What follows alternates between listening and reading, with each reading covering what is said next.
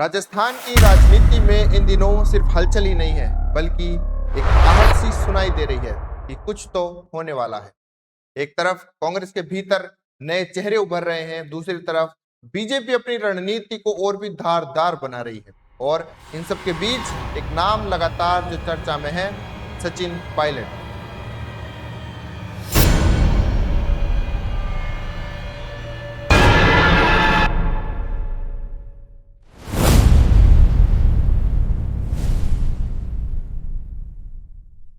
और वो कैसे, आज बात उसी पर करेंगे। साथियों, आजकल सचिन पायलट जिस तरह से दिखाई पड़ रहे हैं, अब सिर्फ राजस्थान के नेता नहीं रह गए हैं, उनका राजनीतिक दायरा अब राष्ट्रीय स्तर पर तेजी से बढ़ता सा दिखाई दे रहा है। केरल और असम के चुनाव प्रचार के बाद अब आलाकमान ने उन्हें पश्चिम बंगाल भेजा है। पार्टी को मजबूत करने के लिए वहां पर वे लगातार काम कर रहे हैं। और ये कोई साधारण बात नहीं है। इसका सीधा मतलब यह है कि कांग्रेस नेतृत्व, खासकर राहुल गांधी, पायलट पर बहुत ही ज्यादा भरोसा जता रहे हैं। लेकिन अब असली सवाल यहाँ यही से शुरू होता है कि क्या पायलट का ये बढ़ता कद राजस्थान की राजनीति में कुछ लोगों के लिए खतरे की घंटी बन चुका है? तो ये आने वाला वक्त ही बताएगा। इसी बीच एक और दिलचस्प खबर सामने आ रही है। बीजेपी के राष्ट्रीय अध्यक्ष नितिन नबीन का राजस्थान का पहला दौरा होने जा रहा है। आप जरा सोचिए, पूरा राजस्थान छोड़कर उनका पहला दौरा कहां हो रहा है? टोंक में। क्यों?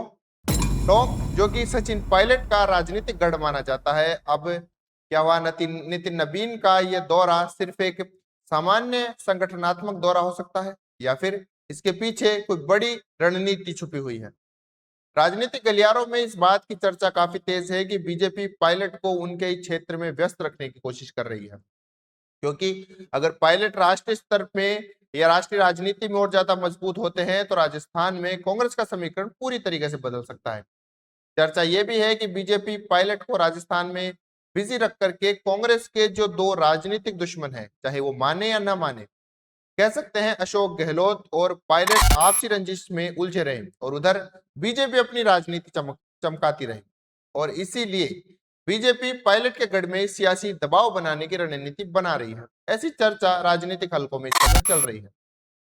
अब जरा कांग्रेस की अंदरूनी राजनीति पर नजर डालें तो पायलट का उभरता हुआ कद सिर्फ बीजेपी के लिए नहीं, बल्कि कांग्रेस के अंदर कुछ वरिष्ठ नेताओं के लिए भी चुनौती बन सकता है, क्योंकि राजस्थान कांग्रेस में लंबे समय से नेतृत्व को लेकर खींचतान जारी है और ये काफी समय से दिखाई भी देती आई है। और अब पायलट को राष्ट्रीय मंच मिल रहा है तो इसका सीधा असर राजस्थान प्रदेश की राजनीति पर भी पड़ेगा, या यूं कहें कि अशोक गहलोत पर पड़ेगा या गोविंद सिंह डोटासरा पर पड़ेगा, क्योंकि अशोक गहलोत चौथी बार के सीएम बनना चाह रहे हैं। और फिर इस रेस में एक नया नाम भी आता है, गोविंद सिंह डोटासरा। वो भी कहीं ना कहीं यही चाहते हैं कि वो सीएम बने।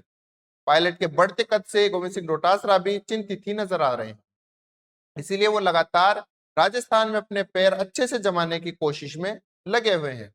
अब अगर कांग्रेस के नजरिए से देखें तो पायलट का राष्ट्रीय स्तर पर बढ़ता प्रभाव पार्टी के लिए तो एक सकारात्मक संदेश हो सकता है, लेकिन वहीं प्रदेश स्तर पर देखें तो यह स्थिति अंदरूनी खींचतान वाले समीकरणों को भी जन्म दे सकती है। यानी एक तरफ पार्टी पायलट को राष्ट्रीय चेहरा बना रही है, तो दूसरी तरफ अपने ही गढ़ में संतुलन बनाए रखना भी एक बड़ी चुनौती होगी सचिन पायलट के लिए।